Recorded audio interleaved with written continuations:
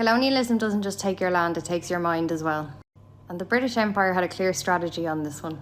Force and enforce English and make people ashamed of their culture and their language. Two tactics. With British colonial power, there's always the same two tactics, right? You've got your hard power, so hard enforcements, the rules, the punishments, the laws, the brutality. And then the soft power, which is often forgotten about, which is the psychological manipulation and the propaganda. And a lot of internalized shame. And it worked.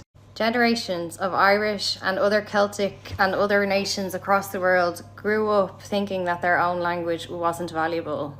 Over time, people start to associate Celtic languages with poor, uneducated Philistines. I mean, you know where that word came from. When they went to India and Africa, at first, they did allow you to use your native language for one thing. You could read the Bible in it. Once you were converted to Christianity, though, no more language for you.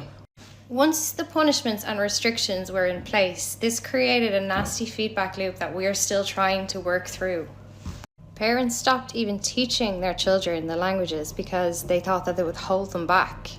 And increasingly, English was embraced as the language of business, and more over generations, parents felt that they must equip their children with English so that they can be successful.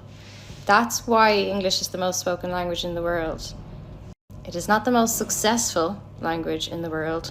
It just speaks volumes to the brutality of the British Empire, that they forced that many people to give up their culture.